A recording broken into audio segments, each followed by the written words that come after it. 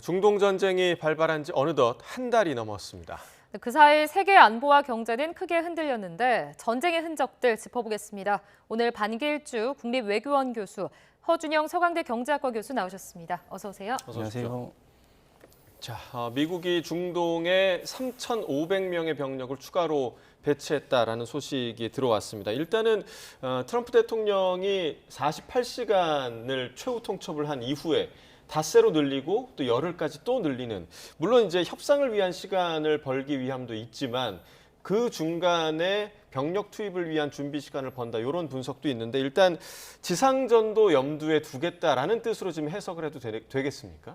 예, 지상전 카드, 상륙작전 카드를 전황 측면에서 살펴봐야 될 것 같아요. 2월 28일에 핵 협상을 하는 와중에 이란 공습을 했죠. 그러니까 군사 게임으로 전환시킨 거예요. 그리고 20여일 넘게 강대강 군사 대결을 했어요. 그 와중에 이제 협상에 카드가 조금씩 올라온 거거든요. 그러니까 그거는 협상 게임 플러스 군사 게임으로 봐야 된다라는 측면에서 본다면 여전히 상륙작전과 육군에 의한 지상전 카드는 협상력을 높이기 위한 카드는 맞다. 다만 이 지상전 혹은 상륙작전 카드가 실제로 협상력에서 레버리지를 높이려면 가시적으로 보여야 돼요. 이걸 실제 할 것이다라는 식으로 해야지 압박을 한다는 것이죠.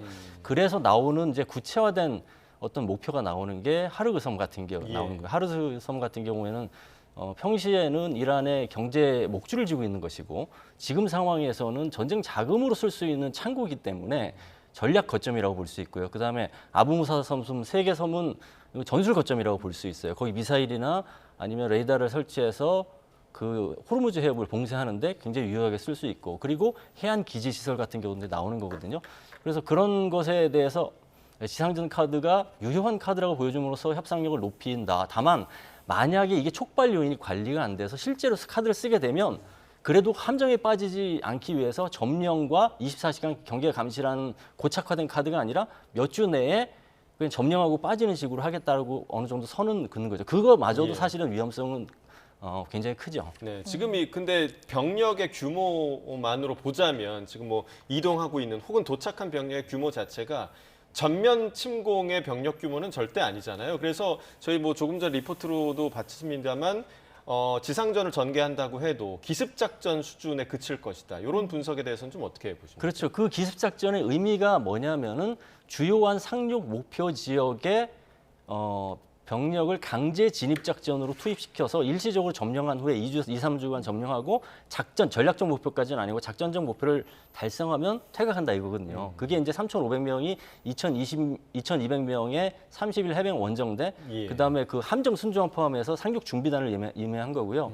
이제 후속 전력 10일 해병 원정대가 이제 오고 있고, 그다음에 82 공수사단, 심지어는 뭐 만여 명의 보병과 기갑차 부대까지 준비하고 있다고 얘기하잖아요. 그게 많은 병력은 아닙니다. 실제로 이라크 전 때 16만 명, 그리고 노르망드 상륙작전 때 지상전까지 포함해서 D-Day 첫날 17만 명이었거든요. 많은 병력은 아닙니다. 자, 이제 전쟁이 벌써 한 달이 넘었습니다. 특히 지금 우리 증시와 환율이 크게 흔들리고 있고요. 환율 같은 경우에 지금 17년 만에 최고 수준이고, 당장 4월부터는 유가 할증료 압박까지 이어집니다. 그러니까 이럴 경우에 지금 선박 보험료를 비롯해서 우리 수출 기업들, 특히 항공과 물류를 엮은 이런 업종들 실제로 버텨낼 체력이 있습니까? 그러니까 우선은 지금 수출 기업 중에 중동 수출은 우리나라가 한 전체 수출의 3% 정도밖에 되지는 않습니다. 다만 2020년 이후에 최근 들어서 수출 증가율이 최근까지 한 40%. 그러니까 굉장히 수출은 많이 늘고 있지만 중동 자체가 큰 시장은 아직은 아닙니다. 더욱 걱정하는 부분은 두 가지 정도 있을 수 있을 것 같은데요. 첫 번째로는 지금 앵커께서 지적해 주신 대로 우리나라 수출 기업들이 어쨌든 간에 직면하는 운송료 부담, 그리고 잘 생각해 보시면 뭐 철광석 같은 거 생각해 보세요. 우리나라에서 달러를 주고 철광석을 100% 수입한 다음에 일부는 우리나라에서 쓰고 일부는 수출하는 구조입니다. 그렇게 봤을 때는 달러가 너무 비싸져 버리면 이미 우리나라가 외국에서 원자재를 사올 때 우리나라 제품들의 가격 경쟁력이 망가지거든요. 그렇게 봤을 때는 사실 달러가 그렇게 높아서 우리나라 수출 기업들한테 좋은 게 없는 게 한 측면이 있고요.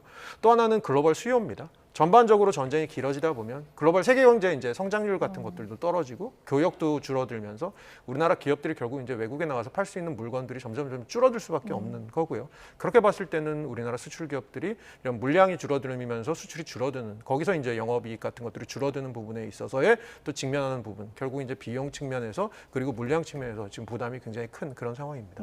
지금 이 실물 경제와 서민 생활을 동시에 조이는 구조로 지금 이어지고 있다라는 점이 또 중요할 것 같은데 서민 경제 쪽에서는 저희가 보도를 해드렸지만 종량제 봉투 사재기 현상이 나타나고 있다라는 보도를 여러 번 해드렸거든요. 이 피해가 어디까지 좀 확산될 거라고 보십니까? 그러니까 정부에서는 이 종량제 봉투 같은 경우는 지자체에서 한 6개월치도 갖고 있고 예. 그다음에 지금 재생원료 같은 걸로도 한 1년치 정도 만들 수 있고 최악의 경우에 안 되면 기초단체들 중에 옆 지자체들에서 좀 빌려올 수도 있고 하니까 이 종량제 봉투 같은 경우는 너무 우리 시민들이 걱정하지 마시라라고 말씀을 드리고 있는데 지금 뉴스에서 들리고 있는 얘기들을 좀 들어보면 좀 불안감이 드실 것 같아요. 왜냐하면 우리나라 석유화학이 최근 들어서 이제 구조조정 과정에 좀 있었는데 네. 또 최근 들어 여기다 벌어지고 있는 게 나프타 가격, 예. 석유화학에서 쓰는 원재료인 이 나프타 가격이 올라가고 그리고 나프타 수급이 좀 문제가 생기면서 석유화학 기업들이 한 번에 이렇게 계속 있는 나프타를 분해하다가 나중에 영업을 정지하는 것보다는 좀 가동률을 낮추는 방향으로 가자면서 좀 비상경영 같은 것들을 하고 있는 상황이거든요. 이런 소식들이 들려오면 결국 나프타를 분해해서 에틸렌을 만들고 거기서부터 이제 고무, 플라스틱, 비닐 등이 나오는 건데 그렇게 생각했을 때는 아무래도 국민들께서는 조금 걱정스러운 부분 분명히 있으실 것 같습니다. 예, 전 세계 곳곳이 지금 전쟁으로 인해서 신음하고 있는 상황이고 전쟁의 당사자인 미국도 지금 큰 경제적 대가를 치르고 있는 상황입니다. 왜냐하면 지금 이 전쟁의 양상 자체가 이란에서는 비대칭 전력으로 대응을 하고 있단 말이죠. 그러니까 최소의 비용을 들인 공격을 하고 있고 그리고 미국과 이스라엘에서는 상당히 비싼 미사일로 그 방어를 하고 있는 그런 상황인데 그야말로 지금 말 그대로 쩐의 전쟁이 아닌가 그런 생각도 좀 들어요. 어떻게 좀 분석하십니까? 그렇죠. 현대전은 진짜 돈이 엄청나게 투입되는 예. 전쟁이 맞습니다. 근데 그 변화되는 상황에서 기술력이 엄청나게 발전하면서 적은 돈으로도 고가 표적을 무력화시킬 수 있는 게 현대전에서 굉장히 주목되는 측면이었는데 그게 러시아 우크라이나 전쟁을 통해서 증명이 됐어요. 드론전. 근데 그 드론전에서의 가성비 차원에서 효과를 이란에서 노리고 있단 말이죠. 예. 그래서 실제로 지금 미국이 그러면은 이러한 드론전에 부합되도록 완벽하게 전쟁의 아키텍처를 바꿔서 하느냐.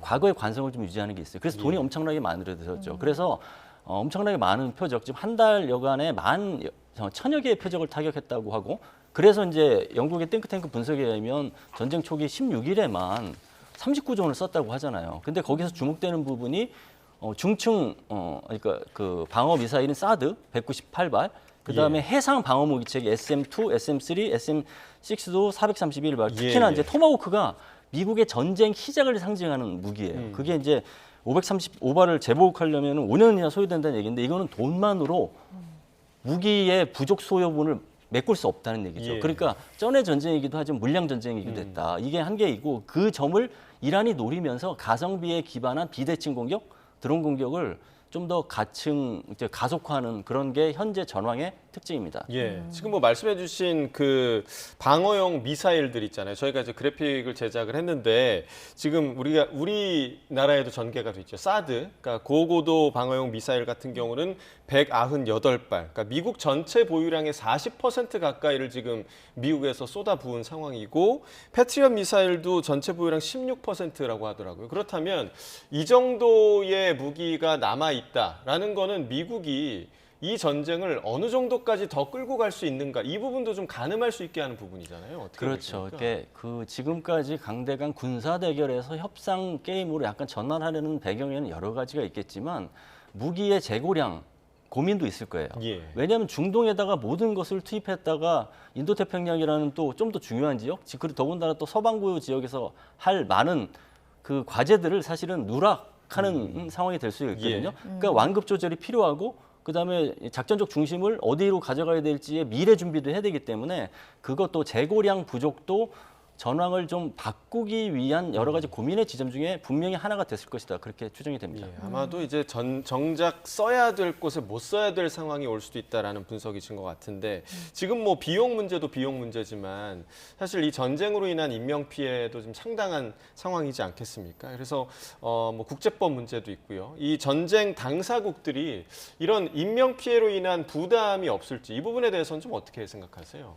부담이 뭐 당연히 있어야 되고 그다음에 부담이 있게끔 하기 위해서 국제법과 전쟁법이라는 게 만들어진 것이죠. 근데 그것에 대해서 부담을 느끼거나 제약을 받는 환경이 점점 아닌 환경이 되고 있어요. 전쟁법이 이제 대표적으로 전투원하고 민간인을 구분해야 된다는 원칙이 있거든요.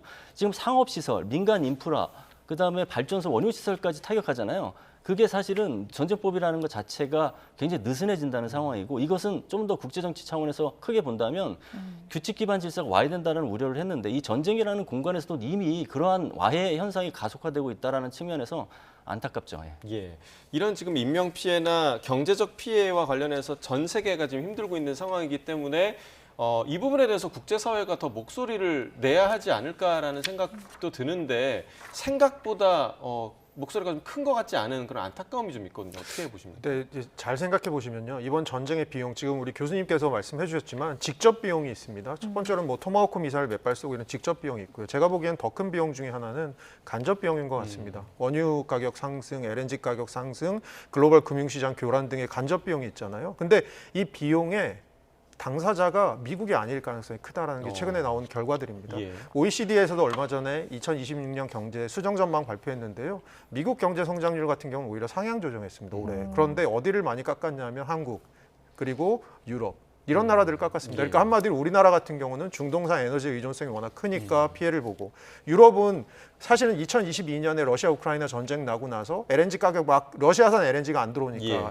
굉장히 고통을 겪었잖아요. 거기서 겨우 이제 벗어나고 있는 단계였는데 다시 LNG 가격이 이렇게 상승하면서 다시 또 러시아산으로 돌아갈 수밖에 없을 거다라는 얘기까지 나오고 있는 상황. 이렇게 보면 어떻게 보면 아시아 권역 그리고 유럽이 좀 상대적으로 큰 피해를 보고 있는 권역인 것 같습니다. 사실 그러니까 피해 양이 다르니까 글로벌 공조를 하기보다도 어떻게 보면 각자 도생의 지금 분위기로 가고 있는 것들이 어떻게 보면 좀 안타까운 부분, 앵커의 지적과 또 관련돼서 안타까운 부분입니다. 자, 이런 가운데 트럼프 대통령이 이 이란 발전소에 대한 공격 유예 시한 그리고 또 방중 일정을 4월과 5월 이렇게 좀 구체적으로 박아놨습니다. 그러니까 이런 일정 배치가 어느 정도 이 시간 안에 전쟁을 좀 종전하겠다라는 의미로 봐야 될지 아니면 또 좀 미국 국내 정치 그리고 중국과의 관계를 고려한 어떤 뭐 연기 또는 전략으로 봐야 될지 어떻게 해석을 해야 될까요? 전쟁을 끝내기 위한 의지보다는 출구에 대한 의지가 가깝다고 봅니다. 전쟁이 마무리가 안 되더라도 이스라엘에게 남겨두고 어느 정도 나갈 수 있는 상황에는 나갈 수도 있다라는 정도의 의지를 가동시킨다고 봐야 될 것 같아요. 근데 미국이 생각했던 것과 달리 이게 전선이 교착되고 오래되다 보니까 그런 고민까지 하게 되는 것 같은데 처음에 2월 28일 날 공습하고 뭐 짧게는 뭐 3일, 한 일주일 정도면 속전속결 정도 전으로 어느 정도 마무리될 거라고 생각한 것 같아요. 예. 그러다가 잘 안 되니까 4, 6주 얘기가 나온 거예요. 그랬다가 지금 뭐 4월 6일 유에 나왔는데 4월 9일이라는 단어가 또 있었어요. 예. 전쟁을 네. 좀 끝나는 거. 지금은 미중 정상회담 5월 14일, 15일이니까 그 전까지 끝나겠다라는 의지를 담은 것인데 그걸 총체적으로 따지면 2.5개월이에요. 네. 이거는 속전속결전이 아니고요. 단기전으로 보더라도 그렇게 짧은 시간이 아닙니다. 그러면은 이게 전황이 미국이 원하던 대로 흘러가지 않는다는 것을 이제 담고 있는 이야기고 어쨌거나 맥시멈으로는 미중 정상회담까지는 끝내는 마지노선이다. 이렇게 생각을 한 것 같습니다. 다만 두 가지 변수가 있습니다. 그런 목표를 달성하는데 과연 가능할 것인가 여부. 첫 번째는 정말 지금은 협상력 차원에서 가동시키고 있는 지상전 카드를 실제적으로 짧게라도 쓸지 말지의 여부. 그게 예. 이제 미칠 영향이 있고요. 두 번째는 이란이 그거랑 상관없이 호르무즈 해협에 대한 봉쇄를 지속할지 여부.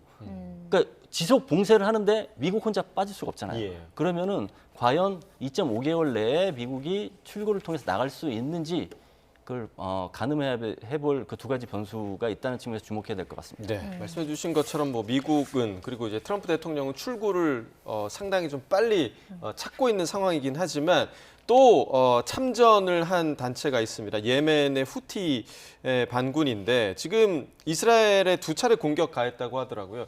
이 시점에 후티 반군이 나선 이유를 어디서 저희가 좀 찾아볼 수 있을까요? 일단 후티 반군이 위치한 곳에서 이제 군사적 효과를 높이기 위한 그 특징인 바로 홍해를 이제 살펴봐야 될 것 같은데 예. 페르시아만에는 이게 호르무즈 해협이 있지만 그다음에 홍해에는 바브엘 만데부 해협이 있거든요. 이게 폭이 호르무즈 해협은 좁은 폭이 33이고 그다음에 바브엘 만데 해협은 26km입니다. 예. 그 얘기는 뭐냐면 전략적 요충지이면서 공격을 하려고 하는 입장에서는 굉장히 표적을 쉽게 타격할 수 있는 지역이기도 해요. 그거를 이제 활용할 시점이 됐다고 생각하는 예. 것 같아요. 그래서 왜 지금이냐라고 봤을 때 세 가지로 저는 보는데 전황이 바뀌고 있다고 판단한 것 같습니다. 이란의 대리 세력이니까 이란의 대리 세력에게 전황이 바뀌고 있는 시점에서 후티 반군이 나서준다면 작전적 효과가 높아질 수 있다. 그래서 이제 이스라엘에 대한 공격을 이제 함으로써 참전을 선언한 거나 마찬가지인 거거든요. 두 번째는 대리 세력과의 관계를 단절시키려고 하는 미국 트럼프 행정부의 의지를 꺾어놓는 겁니다. 15개 조항에 대리 세력에 대한 자금 중단, 결별이 사진이 포함되어 있어요. 예. 그게 그런 요구로 해결될 게 아니다라고 하면서 얘기하는 게 있고, 세 번째는 지금 미국이 좀 전에 이제 말씀하신 것처럼 무기나 재고량 이런 게 부족하기 때문에 약간 수세에 몰리는 측면도 있어요. 처음하고는 다르게. 그러면 그 지점을 파고 들어서 제2전선까지 형성하자. 그래서 홍해까지 전선을 넓히면 미국 전력이 분산되거든요. 그럼 작전적 효과가 더 떨어지는 그렇죠. 것이죠. 그런 세 가지 목표를 가지고 후티 반군이 참전을 선언했고 그것은 배후에 이란의 전략적인 지시가 있었다 이렇게 판단이 됩니다. 자, 이런 상황에서 뭐 호르무즈에 이어서 홍해 그리고 수에즈 운하까지 막히게 된다면 뭐 그러지 않아야겠지만 이제 글로벌 무역 상황 또 경제 상황에 타격이 더 클 것 같거든요. 그러니까 저희가 역사적으로 좀 볼 게 몇 년 전으로 돌아가 봐야 될 것 같습니다. 2023년에 그 하마스랑 이스라엘 사이에 전쟁이 있었는데요. 그때 후티가 또 하마스를 도와주면서 참전을 했습니다. 아까 말씀해 주신 대로 홍해가 막히잖아요. 사우디아라비아를 기준으로 봤을 때 오른쪽이 호르무즈고 왼쪽 아래쪽이 이제 홍해인데요. 예. 홍해 위에가 수에즈입니다. 그러니까 런던에서 배가 이렇게 출발해서 유럽에서 오면 수에즈를 지나서 홍해를 지나서 아덴만 쪽으로 저희 예전에 작전한 예. 아덴만으로 빠져서 이렇게 넘어오거든요. 그럼 이제 홍해가 막히면 그 당시에 무슨 일이 벌어졌냐면 아주 많은 배들이 이 해운사들은 굉장히 보수적인 곳이거든요. 아주 많은 배들이 그때 거기가 공격이 되니까 이 희망봉 쪽으로 아프리카 대륙을 아프리카로 건너 돌아서 거죠? 오는 예. 루트를 네. 선택해서 지금은 그래서 이집트가 예전보다 수에즈 운하에서 벌어들이는 항행료가 좀 통행료가 떨어졌다고는 합니다. 하지만 여전히 거기를 지나서 유럽에서 아시아로 최단 루트로 오는 배들이 있고요. 예. 예, 홍해가 막힐 경우에는 사실 여기에 병목 현상이 또 다른 글로벌 운임료 상승 그리고 거기에 지정학적 미기 상승 그리고 보험료 선박에 대한 보험료 상승 이런 것들을 통해서 결국 이제 비용 상승으로 연결될 수밖에 없는 구조입니다. 지금 이럴 경우에 이제 국제유가 상단이 얼마나 열릴 것인가에 대해서도 좀 짚어봐야 될 것 같은데 서울 지역 휘발유가 저희가 보도를 해드렸지만 1,900원대 진입을 했고요. 또 2,000원대까지 열릴 수 있다라는 우려가 계속 나오는 상황인데 지금 이 상황 좀 어떻게 풀어야 될 거라고 보십니까? 그러니까 우선은 이게 전쟁이 얼마나 지속될지 저희로서는 예단할 수가 지금 없는 상황이지 않습니까? 예를 들어서 골드만삭스 같은 데서 최근에 하는 얘기 중에 하나가 만약에 4월 중순에 호르무즈가 다시 열리면 한 4월 달에 배럴당 브렌트유가 한 115달러까지 갔다가 연말에 한 80달러 초반대로 떨어질 거다. 근데 4월 중순에 호르무즈가 열린다는 건 무슨 얘기냐면 미국과 이란 사이의 협상이 굉장히 빨리 되고 이란이 호르무즈에 더 이상 우리는 이제 거기다가 뭔가 위협을 하지 않겠어라는 것들이 다 선결이 돼야 되는 상황입니다. 사실 이거는 굉장히 비현실적인 시나리오라고 봤을 때는 지금 당분간 저희 아무래도 석유를 많이 쓰시는 그리고 LNG를 쓰시는 분들의 고통 이어질 수밖에 없을 것 같은 그런 생각입니다. 네. 지난주에 이제 많이 언급된 국가가 파키스탄이었거든요. 그러니까 이번 전쟁에 중재자로 나섰다. 그래서 파키스탄 이슬라마바드에서 협상을 할 것이다. 이런 전망도 좀 나왔는데 과연 그 교수님께서는 어떻게 보십니까? 파키스탄이 중재자 역할을 잘 할 수 있을 거라고 보십니까? 중재자 역할을 하려면 사실 중재의 대상하고 다 친해야 돼요. 예. 그런 측면에서는 파키스탄이 이점이 있죠. 그러니까 미국하고는 군사하고 정보 측면에서 오랫동안 협력의 파트너였고 특히나 트럼프 행정부 들어서는 각별해졌어요. 노벨 평화상 일군 참모총장이 노벨 평화상 트럼프 대통령에게 이제 추천한다는 식으로 얘기하면서 갑자기 또 친해졌어요. 그래서 미국과 소통이 되고 그러니까 미국 입장에서는 이제 믿을만하다 생각을 하는 것이고 이란 입장에서는 파키스탄이 지리적으로는 남아시아 국가이지만 또 이슬람 국가이기도 하고 거기에서 2억 4천만 명의 인구 중에서 시아파가 한 20%는 돼요. 예. 그래서 이란하고도 좀 접점이 있다고 봐야 되는 거예요.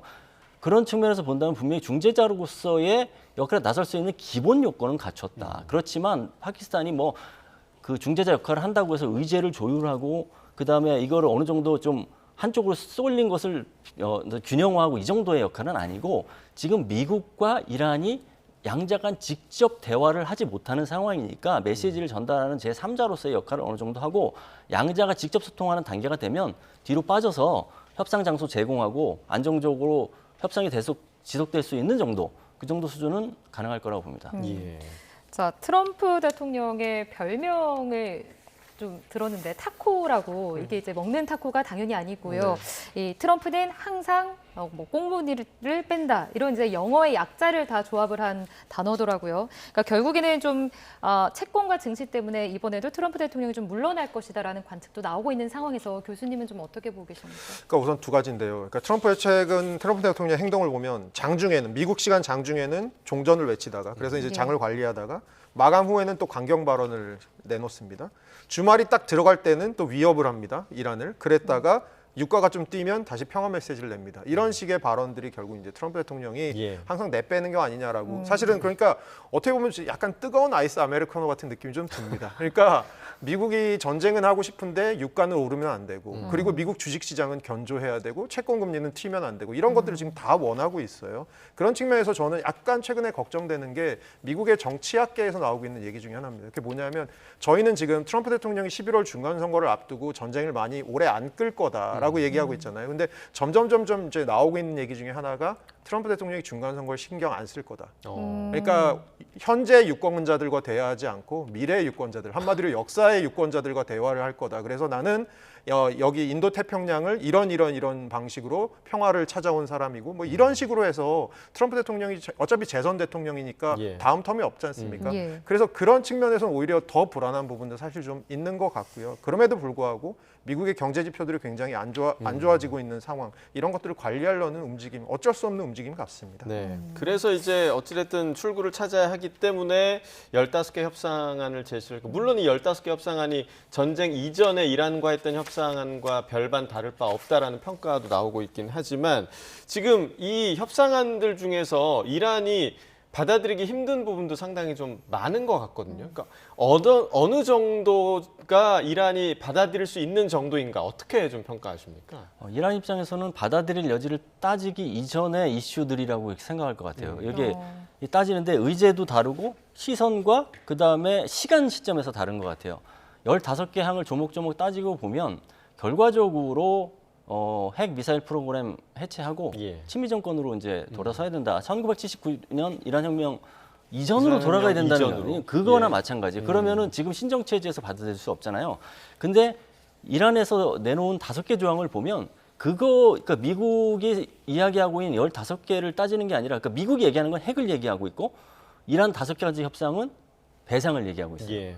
그러니까 다른 얘기예요. 서로 이란 다른 입장에서 얘기를 그렇죠. 하는 거군요. 이란 입장에서 먼저 배상부터 하고 재발 방지 요구하고 그러면 핵 협상 2단계에서 할 수 있어, 이런 식이에요. 그러니까 시선과 시점이 다르다는 거죠. 그러면 접점을 찾기가 굉장히 어렵고, 그래서 협상으로 가는 어떤 단계를 나눠 본다면 대화를 하다가 협상 동의를 하고 개시를 하고 지난한 협상을 하고 타결하고 이런 단계에서 1단계에서 2단계로 넘어가는 측면에서도 굉장히 오래 걸리는 게 이런 예. 시선과 의제가 다르기 때문이라고 봅니다. 그래서 이 상황이 한 4가지 정도 중에 하나가 될 것 같은데, 어쨌거나 휴전식으로 단기간에 좀 기본적으로 타결한다. 이게 가자지구 전쟁 구상이죠. 일단 휴전하고 소통한다, 협상한다. 두 번째는 어쨌거나 급물살을 타서 뭐 종전한다. 세 번째는 지금과 같은 지난한 군사 카드과 협상 게임이 지속된다. 그래서 어느 순간 그냥 심지어는 트럼프가 일방적으로 이제 완성했다고 탈출하는 그런 것도 있을 수가 있고, 네 번째 마지막은 이란에 잠깐 있으려고 했는데 이거는 자존심의 문제이기도, 트럼프 행정부는 또 자존심 많이 생각하잖아요. 이기도 하니까 끝장을 내겠다라고 해서 완전히 승리하고 이제 나오는 경우라고 4가지 봤을 때 세 번째가 아직까지는 지금 제일 유효한 카드라고 봅니다. 예. 자, 이제 이란이 결국에 원하는 것 중 하나는 호르무즈 해협의 통행료를 받는 거잖아요. 트럼프 대통령은 호르무즈 해협은 뭐 트럼프 해협이다라고도 언급을 한 상황이고 지금 뭐 이 논리를 어떻게 봐야 됩니까? 그러니까 트럼프 해협이라고 불렸다가 그러니까 연설 중에 뭐 얘기를 한 건데요. 예. 기자들 앞에서 연설하다가 그 말 취소 다시 그냥 호르무즈를 말하는 거예요라고 얘기하고 다시 얼버무렸거든요. 근데 굉장히 자의식을 거기다가 자기가 드러내는 것 같고요. 여전히 굉장히 지금 교수님 말씀처럼 센 척을 하고 있는 것 같고요. 근데 결국은 이제 이란이 지금 꺼내고 있는 카드가 호르무즈에다가 통행료 부과하겠다. 아까 말씀드린 것처럼 이집트가 스웨즈 운하에다 통행료 부과해서 한 달에 우리나라 돈으로 한 8억 달러 정도, 그러니까 한 11조 정도 되죠. 지금 통행료 벌고 있거든요. 이란도 호르무즈를 이렇게 하겠다라는 건데 시청자분들 호르무즈 생각하시면 이렇게 생각하시면 좋을 것 같아요. 가장 좁은 폭이 33km인데 예. 거기서 막 섬도 많고 암초도 많아서 실제로 배가 다닐 수 있는 건 한 9km 정도 됩니다. 제일 좁은 데는. 근데 그중에 고속도로처럼 3km는 이란으로 들어가는 배들이 가고 아래쪽 3km는 이란에서 나오는 배들이 가고 중간 3km는 버퍼존입니다. 거기 이제 비워놓는 거죠. 부딪히면 안 되니까. 예. 3km면 어느 정도냐면 한강에서 김포 쪽 가시면 거기 강폭이 3km입니다. 그렇게 봤을 때는 어디가 어딘지 다 보입니다. 그러니까 한마디로 이거는 뭐냐면 이란 국경수비대나 혁명수비대에서 어쨌든 간에 여기를 관리하기 시작하고 뭐 통행료를 부과하고 그게 국제법이 위반이 된다고 하더라도 이란에서 굉장히 손쉬운 카드라는 겁니다. 그래서 제가 CNN 기사 보다가 제일 재미있었던 게 하나 말씀을 드리려고 하는데 그게 뭐냐면 이란도 지금 스스로 호르무즈라는 것을 통해서 국제 경제를 이렇게 흔드는 게 얼마나 쉽고 저렴한 방식인지 스스로도 놀라고 있다는 겁니다. 그러니까 그런 것들을 지금 계속해서 쓰려고 하는 흐름인 것 같습니다. 지금 교수님이 잠깐 언급을 해주셨는데 결국에 그럼 이런 방식이 국제법상으로는 문제가 없는 건지와 그리고 또 위안화를 통한 이런 일부 선박들이 통과가 되는 부분에 대해서 좀 이런 방식이 일종의 협상 카드로 활용이 될 수 있는지 좀 어떻게 보십니까? 그러니까 우선은 첫 번째 질문부터 말씀드리면 유엔 해양법 협약이라는 게 있습니다. 네. 이게 뭐냐면 미국하고 이란은 여기 지금 가입은 안 돼 있는 상태인데 네. 이게 호르무즈라고 하는 게 이란하고 오만 사이의 일종의 영해인데 요거는 영해에다가 그러니까 인간이 만든 수로가 아니고 자연 지물이니까 여기다가는 그 통행료 같은 걸 부과할 수 없도록 되어 있습니다. 근데 미국하고 이란은 여기 가입이 안 돼 있는 상태인데 사실은 미국의 법 해석을 제가 좀 보니까 이게 관습법으로 아무래도 이제 미국하고 이란이 여기 가입 안 돼 있어도 다 적용이 되고 있다라고 보는 편이 좀 옳다라고 하는 것 같습니다. 그러면 국제법에 좀 위반이고요. 위안화 얘기는 뭐냐면 전 세계 석유의 대부분을 지금은 달러로 거래하고 있는데 예. 러시아산 석유나 이란산 석유는 금수 조치가 돼 있기 때문에 이걸 이제 위안화로 거래를 했다라는 겁니다. 그렇게 봤을 때는 위안화의 국제화 어떻게 보면 중국이 좀 바라는 부분도 있는 것 같은데요. 이것과 지금 좀 연결된 부분 저희가 그렇게 봐야 될 것 같습니다. 예, 자 이란이 언제까지 지금 호르무즈 해협을 붙잡고 협상을 할 수 있을지 좀 지켜봐야 할 부분이고 이 와중에 지금 미국에서는 특히나 이제 트럼프 대통령은 쿠바를 넘보고 있더라고요. 지금 이 이란 전쟁을 하고 있는 와중에도 쿠바 쪽을 신경 쓰는 이유가 좀 어디에 있습니까? 이제 쿠바 발언을 단순하게 해프닝으로 보시면 안 될 것 같습니다. 예. 왜냐하면 트럼프 행정부가 지난해 1월 20일 출범한 이후에 한 1년여간 국가 안보를 어떻게 이제 가져갈 것인지를 고민한 끝에 두 가지 문서를 내놨어요. 그게 국가 안보 전략서하고 국방 전략서거든요. 그게 이제 한마디로 서방구 전략이에요. 서방구 전략. 그 남미부터 시작해서 그린란드까지 예. 다 세력권으로 지정을 하고 미국이 강하게 장악을 하겠다.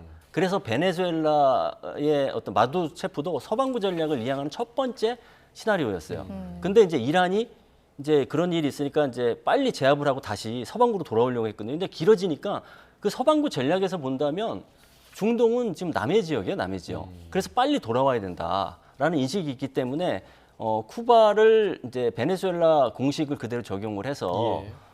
정권 교체를 하던가 아니면 정권 교체를 안 한다 하더라도 친미 정권으로 바꾸는 그런 걸 하려고 해서 지금 이야기를 한 것이고 이게 실제로 얼마나 의중이 이제 강하냐면은 이란 전쟁에서 교착 상태에 빠지고 어려운 와중에도 중남미 미국 친미 국가들 불러 모아서 정상회의를 했어요. 예. 그만큼 서방구 전략이 단순하게 그냥 일시적으로 지나가는 게 아니라 트럼프 2기 행정부에서 국가 전략 차원에서 하는 거다라는 것이기 때문에 쿠바가 다음 표적으로 이제 부상할 가능성은 없고 지금에서 쿠바를 얘기하는 것은 그게 이제 서방구 전략이 중요하다는 얘기와 플러스해서 쿠바를 대상으로 각인 효과.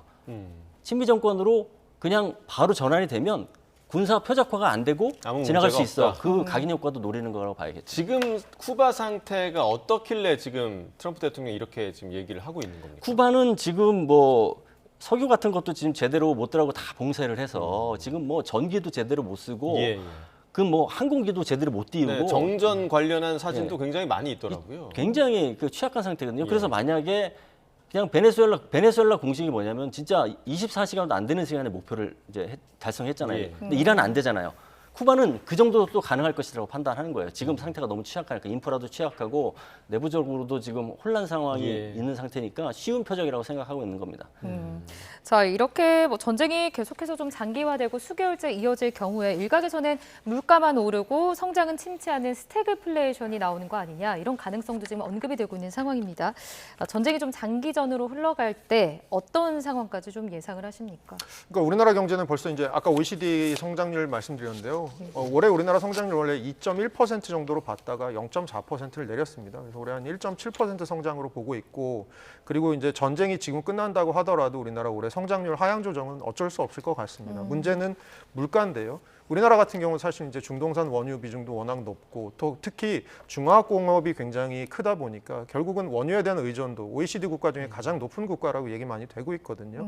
그런 측면에서 이제 물가 상승률이 최근 들어서 2%까지 내려온 것이 다시 이제 밀어 올려질 가능성이 있다라는 부분입니다. 그렇게 봤을 때는 물가는 2%보다 훨씬 높고 성장률은 뭐 1%대 중반 밑으로 떨어지는 약간의 경미한 스태그플레이션 상황도 저는 올 수 있다고 보고 있고요. 그래서 이제 정부에서 빨리 하자라고 하는 게 이제 추경을 빨리 통과시켜서 예. 추경을 하자라고 해서 뭐 정부 예상으로는 지금 한 25조 정도의 추경을 하고자 한다. 25조의 추경을 한다라고 하면 저희 경험 법칙에 따르면 대충 한 경제 성장률 0.25% 정도가 올라갈 수 있다고 보는데 이렇게 해서 경기 방어를 좀 하자. 그런데 중요한 거는 생각해 보시면 그럴 것 같아요.